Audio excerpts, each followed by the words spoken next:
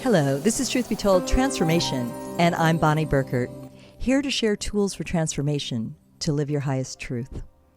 One thing that's true is that ritual takes lots of different forms. It can be as simple as making a wish when you blow out a birthday candle, or it can be much more elaborate to really guide our energy with intention as well as age-old tradition. So to talk more about that, I have invited to our show today the one and only Phoenix LeFae. Hello. Hi, Phoenix. I took that pause because I wanted to say priestess, goddess, author, owner of a mystical store called Milk and Honey. Is that correct? Right. That's correct. Yeah. Up in California. So Yes. up in Northern California. We're in Southern California, just so you know. So welcome to the show, and congratulations on your Llewellyn book, Witch's Guide to Creating and Performing Rituals That Work. Yes. So, Phoenix, I get the ritual part, and I like rituals. Let's just take a look at Christmas time. I mean, there are some really, really nice rituals. And I grew up in Austria. My father's German. And we had a ritual around the Advent wreath that you would light a candle every Sunday leading up to the Sunday prior to Christmas Day. Beautiful. So I think that would be one example of a childhood ritual around my family. And I'd just like to ask, how did you, you're a longtime practitioner of the craft. And so what came first? Did you start with the ritual? Like, did you get really elaborate, or were you just sort of tapping into magic and then found ritual afterwards? I think it's a little bit of both, because we are raised around ritual, right? Like you mentioned the Christmas holiday, right? Even if it's not a religious ritual, secularly, we experience all kind of ritual in our lives. So I think as a kid, I was always interested in the mystical and the odd and the magical. And, I think most kids have a moment in their life where they're playing in the backyard, picking leaves and mixing up mud and making a potion. Like, I just think that's something we naturally do. Cool. So that was definitely part of my childhood, was creating something that felt mystical and magical. And it wasn't until my teens that I found a word for that, where, like witchcraft came into my reality. But when I first picked up a book in the mid-90s about witchcraft, and it talked about loving nature and a goddess and all of these sort of concepts that already were a part of my world, I just didn't have names for them. It just felt very like, oh, okay, I found home. Yeah, that's a very interesting thing to look at. For some reason, as you're talking about being a kid and playing in the dirt, I'm remembering how I used to love making a rock garden, and sort of the reverence that went into plants.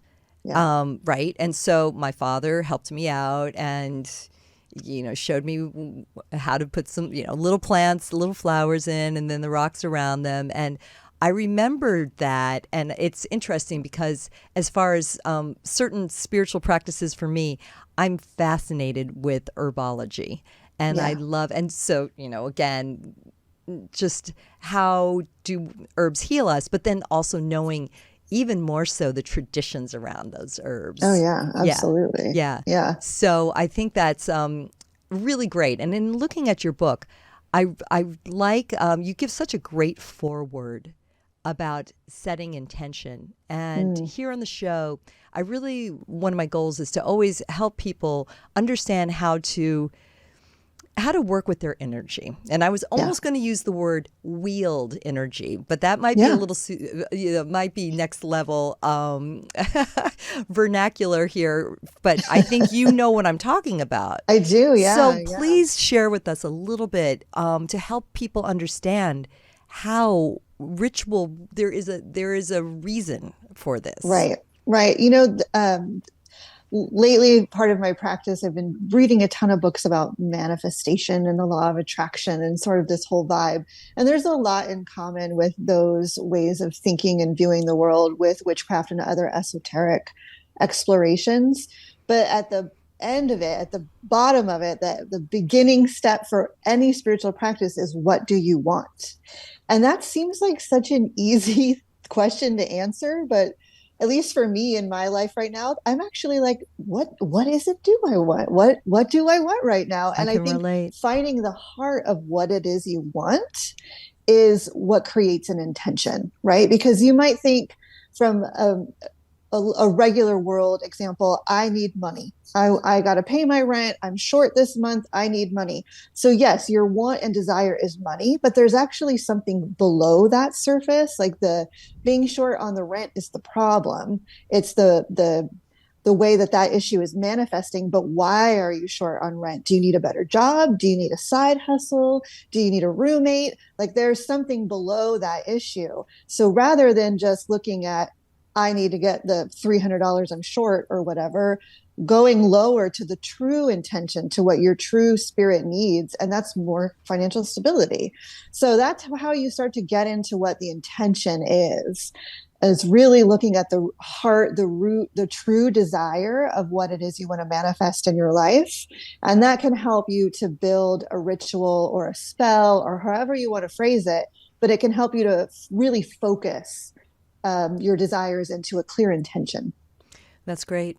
I really, really appreciate that Yeah.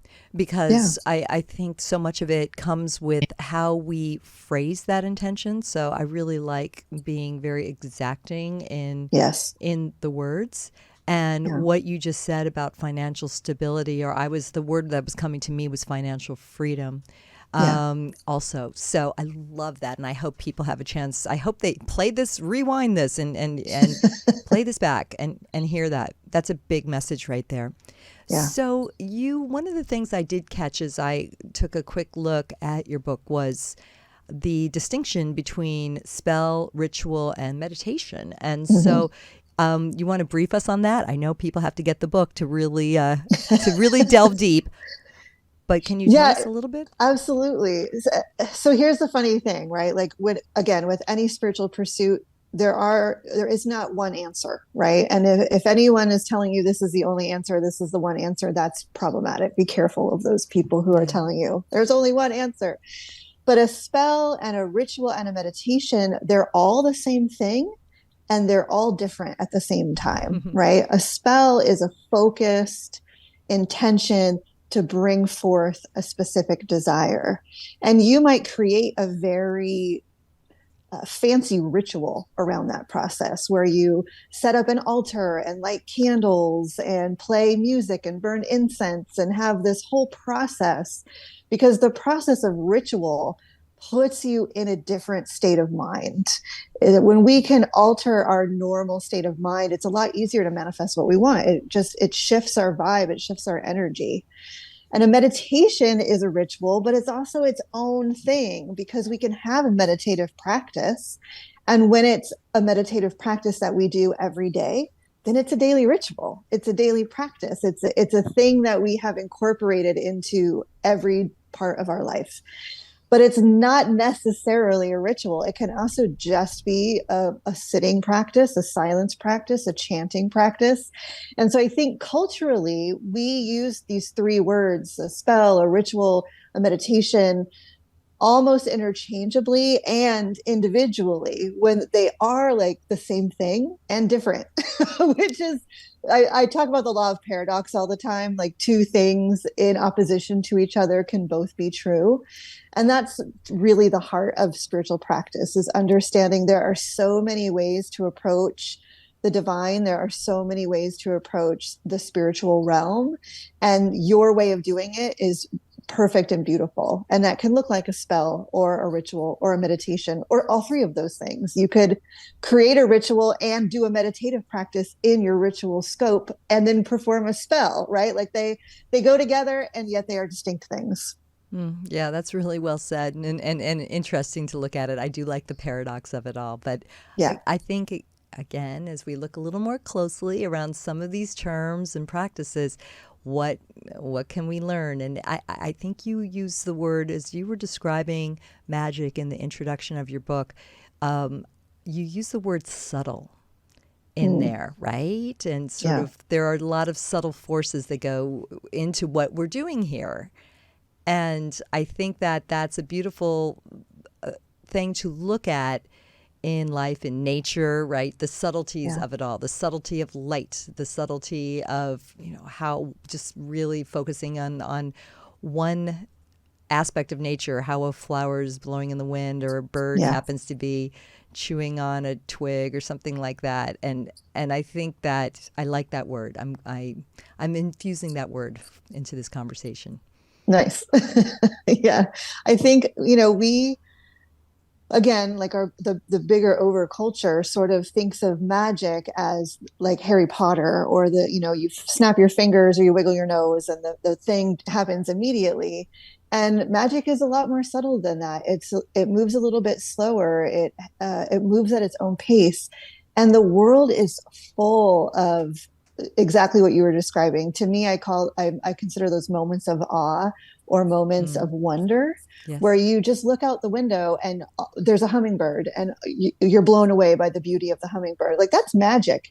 And it's so easy for us to get caught up in social media and our work and the kids and grocery shopping and cleaning the cat box, that we miss out on that wonder. And that is a travesty. Like, every human needs to be able to reconnect into wonder and to mystery and feel that amazement when they see a hummingbird in the backyard. Oh, well, you're speaking my language when you bring up hummingbird for sure. And I think I borrowed this term from Carlos Castaneda, one of his books. It is a stop the world moment, Yes, I right? love it. So, Yeah. yeah, I think so too. And then, of course, it's also presence. I Yeah. think that when something like that happens, a rainbow or, I mean, something like that, it's really just taking a moment to be present, and that's really what we need to do. And I think as you're bringing it back around to intention, and then Yeah. also the steps into ritual, you do have to be present. I think that's one of the reasons we're doing these things, Right. right? Right. Is to bring presence. Now let me ask you, what is your feeling about ritual in a group versus the solitary practitioner? This question comes up a lot. Um, they're both are important. Both are important and both are vital. I think even when you have the blessing of a group, because I know that that's not easy to find a group of like-minded individuals. I live in Northern California. There's a lot of hippies and alternative thinkers and people into nature worship where I live. I'm in a beautiful little bubble, but that is not true for everywhere, even in California, let alone the United States, let alone the world. So I know finding a group is a blessing when you get that opportunity. But even when you work in a group, you still have your own personal spiritual practice. You're still a human individual and a practitioner. So I think it's important to continue your solitary practice, the one-on-one relationship you have with your spirit. But when you can work in a group, there's a way that you can grow exponentially, and you have the opportunity to bounce what you've experienced off of other people. You have this shared moment with a group of people. You can check in and be like, that was weird, right? Like, we all had that moment of weird. It's not just me. Yeah. And so it can really help you trust your process and trust what you experience. And you grow faster when you can work with other people. And that's not always possible. So don't discount working on your own and being a solitary practitioner. There's a lot of power there too. Yeah, I think probably lots of people start that way, and then Yeah, manifest those people around them that they get to do some further work with. absolutely. Yeah, no, it's Yeah. interesting to think about.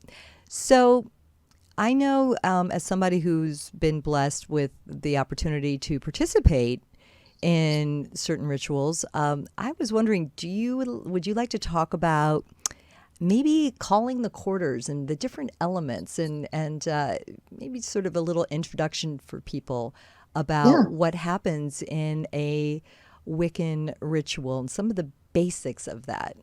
Yeah.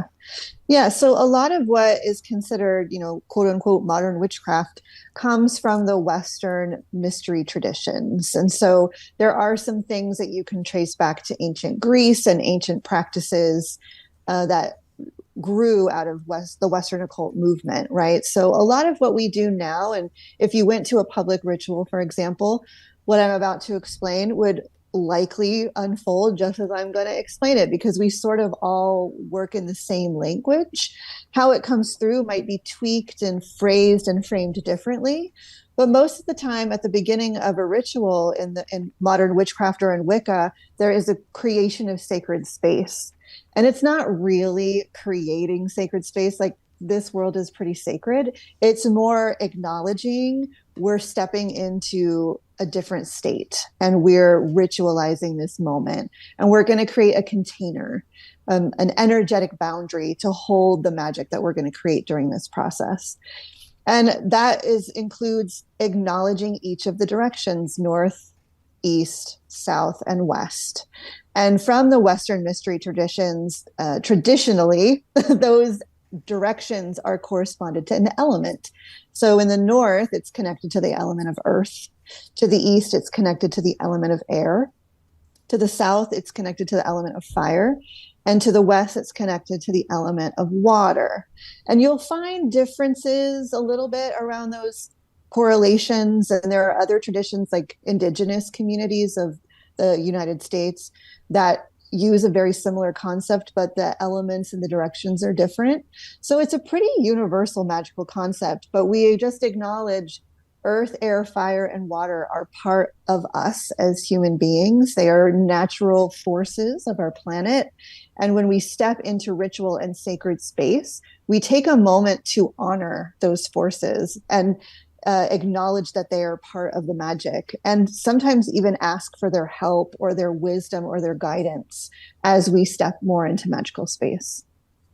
That's very helpful. Thank you. And I think that's a really cool overview, and it gives people a taste, demystifies if you haven't had a chance to participate. And one of the things I think is interesting is cross-referencing it with Native American practices. So I've had a chance to do medicine wheel meditations and sweat lodges, and also using the directions and, again, bringing it back to the earth and the magic of the earth. So I really would like people to understand that there's maybe some formalities around the craft that people feel that they don't necessarily know well enough, so they participate in it. But truly, it's so much of it is a reverence for nature.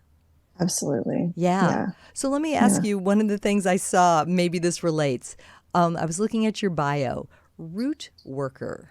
Yes. Okay, so tell me what that means. So root work is a tradition that comes out of the South of the United States, and it was based on the movement of slaves into that part of the world of enslaved people. And there was a time where those folks were not allowed to practice their indigenous traditions, and the medicines and herbs and things that they would have had access to in Africa were not available here. And so there was this working together of indigenous people, of enslaved people, and of those who lived on the outside of community, sometimes the Jewish folks who were not necessarily living within the main part of town, but more on the outskirts or running pharmacies or things like that, where they would share culture and information. And so root workers became sort of the medicine people, to use another term, of those communities and cultures. And they would do spell work for people. They would offer healing, balms and ointments and ritual for people. And it really grew, the use of its root work, because you're using plants and roots as healing vehicles. But it grows out of the American South and the culmination of cultures that were really forced to intermingle because of oppression. Wow. And it's a very vibrant and beautiful tradition. Oh, that is super interesting. Yeah. Can you tell a little more? I mean, any examples, how you got involved with that? Yeah, so I was very blessed to work with Catherine Ironwood, who runs a shop called Lucky Mojo, which is a hoodoo shop in Forestville, California. And she really, I had been practicing witchcraft for a really long time when I started to work for her. And I just saw all these correlations between hoodoo and root work and witchcraft. Like in my mind, they were the same thing. And they are really at the roots, but not everyone who practices root work considers what they do witchcraft. And a lot of folks who practice root work are devout Christians and go to church every Sunday and don't like the word witchcraft. So they're very distinct practices that grew out of different places. You know, Wicca is very much Western occult, Western Europe, where hoodoo and root work is very much out of the African American diaspora, or the African diaspora and African American traditions. So it's very different. But I was blessed to be introduced to the way that it functions a lot like witchcraft about a little over a decade ago when I was working with Catherine Ironwood. That's really, really Yeah, great. And do you work with people individually? If there's, I know you're an author, you've got a store, yeah. but do you work with people individually as well? I do. Yeah, I do. I do tarot readings and I also do spell consultations. And, you know, the thing is, I believe everyone has the capacity and the power to cast their own spells and manifest their own desires. But there are folks who don't believe in themselves. And so I will work with folks one on one to build that confidence, or I will perform the spell on their behalf if they really just don't believe that they can do it. Because if you don't believe in yourself, it's not going to work. Very important message right there, talking about a tool for transformation. Let's start with Yeah. that.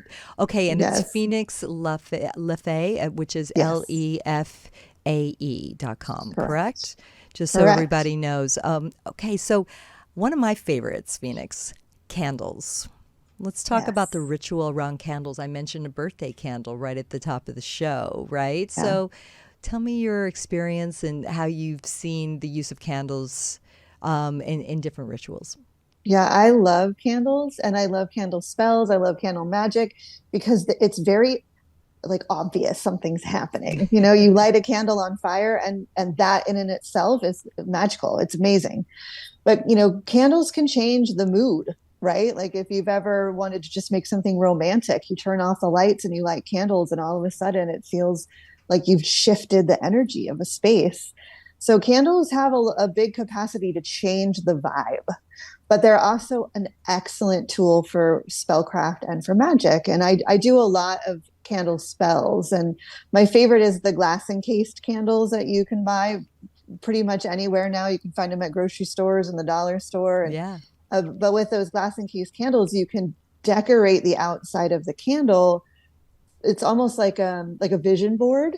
And Yeah. then you've created a spell. You burn that candle, and as it burns, it's helping you manifest your goals.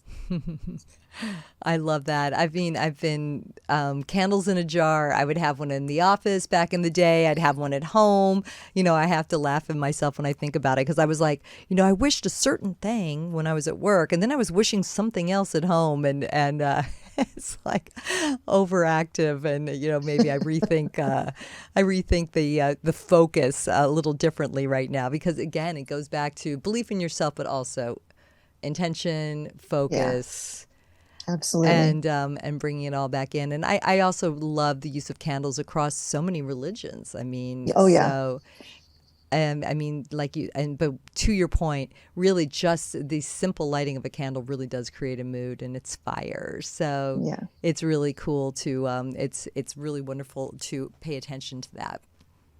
absolutely. So let's talk about the different use of, I want to say, chanting or Mhm. calling forth some of the, they're not mantras exactly, but some of the language that is used.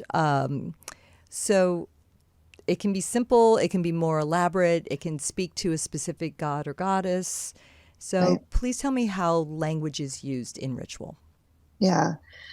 Language is a really powerful tool, magically speaking. And, you know, just thinking about when you've gone to a play and the actor whispers and you want to lean in and be in on what the secret is, or the actor shouts and you can feel it rumble in your heart. like just the use of our voice, our voices vibrate. That's how we hear each other. And that vibration is literally magical. If you speak your spell out loud, you are putting those vibrations out into the world, right? So the use of song and chanting and music and even drumming is a really big part of ritual, because it shifts our energetic, it shifts our focus. Most of us aren't chanting at our day jobs. We're not, singing a mantra when we take the kids to school. We're focused on the task at hand. And so when we can give ourselves an opportunity to do something repetitive, like a chant or a mantra, or even, praying the rosary or using prayer beads, it's the same concept. It's this repetitive rhyme often, or song or chant, that shifts our awareness, and it can put us into an altered state. It can take us out of sort of our talking self's brain that can, be too much chatter. And it helps us to sink more into a magical state of being. And a chant, even an affirmation, we really, as humans, we really respond to rhyme. We just do. We remember it better. There's something about it that can sink in to us a little bit more deeply. Like, we all remember the nursery rhymes from elementary school, or the ones we would sing when we were jumping rope. Those things stick with us.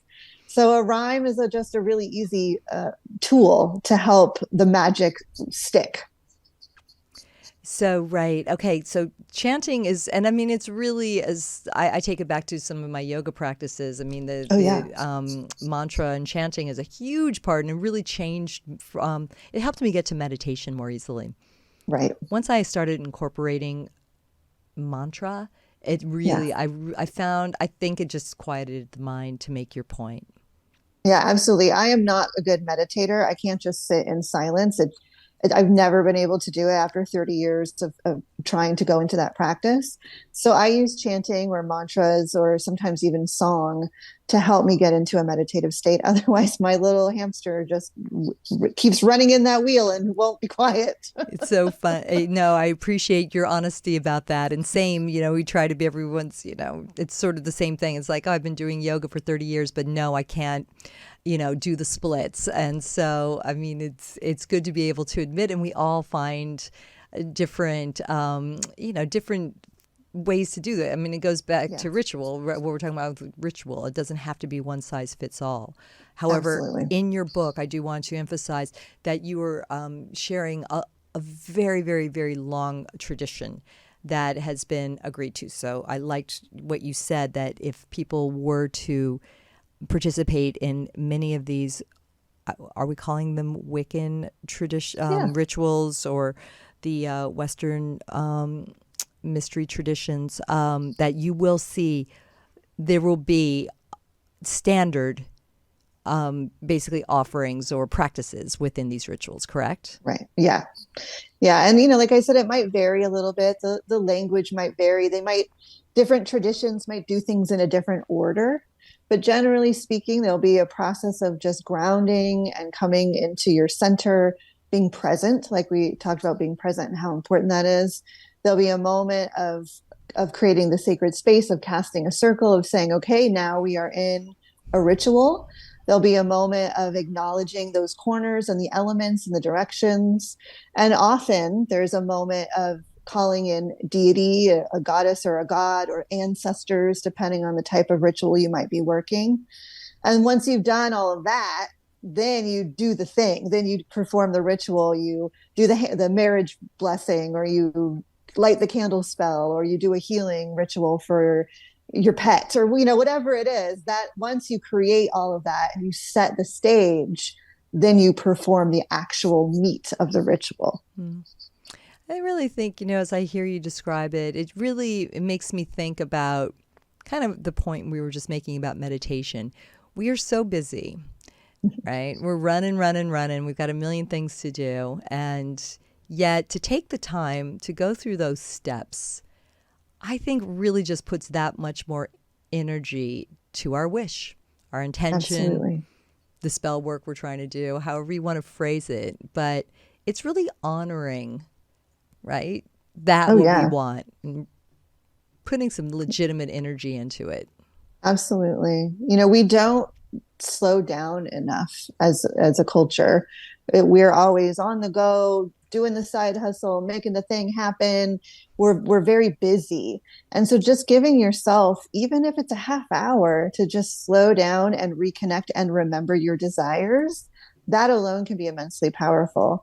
And our thinking self, our little brain, is very good at keeping us on task. So sometimes we have to set the stage, light the candles, put on the incense, play a drum in order to even help that talking self quiet down a little bit and sink in and just be present. Yeah, it's great. I appreciate the reminder. Definitely needed. Yeah. So going back to your bio, here was another question I had for you. The reclaiming tradition. Yeah. What is that? So if you think about Christianity as like an umbrella, underneath that umbrella, there's Baptists and Catholics and Protestants and Episcopalians, all the different flavors of Christianity. If you look at Wicca or witchcraft as an umbrella, it's kind of the same thing. There's lots of different traditions, different flavors of how to practice. And one of those traditions is the reclaiming tradition of witchcraft, which was founded in the late 60s, early 70s. It started in the Bay Area, in San Francisco, California. And there was a group of women who came together. They were feminists and radicals and anarchists, and they were heavy into ecology and protesting nuclear power and things like that. And they were also very deep in studying women's mystery traditions and magic and witchcraft. And these things sort of go together really easily. And they started doing magic together, and then it grew, and there were other people who asked them to teach them. So they started teaching, and then those people started teaching, and it just continued to grow. There's a woman named Starhawk who is probably the most well-known reclaiming witch. She's often cited as the founder of reclaiming, although there were many people involved at the beginning. But she wrote a book in 1979 called The Spiral Dance. Mm-hmm. And it's been a very important book to the witchcraft movement and the Wicca movement of the 80s and 90s, and even up until now. And she's, one of the main voices that started the reclaiming tradition of witchcraft. And now you can find reclaiming witches all over the world. There are witch camps that happen all over the world. There are classes and gatherings. And it's quite amazing because I started attending reclaiming events in the 90s. So it's just amazing to see how much it's grown even since then. That is really, really interesting history. I appreciate it. And I certainly remember when I first read Starhawk's book, and it was really like kind of formal, and I'm not sure if I'm understanding the language and probably how I could read it differently now, and makes me want to get another copy of that to have in my library for sure. So are you reclaiming some of the can I break go to that specific word? Are you reclaiming some of the traditions? Are you going back to some specific traditions that you're trying to uphold? I wouldn't say so much that it's reclaiming specific traditions. I think it's reclaiming our relationship to the earth. It's reclaiming feminism. It's reclaiming women's empowerment, right? It's a lot of that energetic. And that was a huge part of the movement for witchcraft and Wicca, especially in the 1980s. The feminist movement was really wrapped up in all of it. And now we're seeing that even expand to the LGBTQ movement, to supporting trans rights, to supporting our queer brothers and sisters. And so I feel like, witchcraft has sort of always been on the forefront of social justice. And reclaiming is about that, reclaiming like our power as individuals, as humans, as being who we are and being proud of it. Wonderful. Thank you for introducing me to that. I will definitely explore further. I know it without even knowing it, so that's great. And, talking about how it, on the forefront, it's really great. And how we're social justice. I mean, that's incredible. So I just wanted to say, maybe you've answered it with that, but where do you feel, there seems to be so much more interest in it. And certainly from your publisher, Llewellyn Worldwide, quite a few books come out. And I remember going to Urban Outfitters already this was a couple of years ago, and being and Right. marveling at the number of witchcraft books that they had I out know. on their stacks, which just makes my heart sing, truly. But I Yeah. just love to hear your take on it. You've been in this for, do I read correctly, 30 years, and so Yeah. tell me. I mean, isn't it exciting? I mean, here I can talk to you on our show very openly about all of this. So I'd love your take on where it's going. Yeah. I sometimes I'm excited and my mind is blown, and what social media especially has done for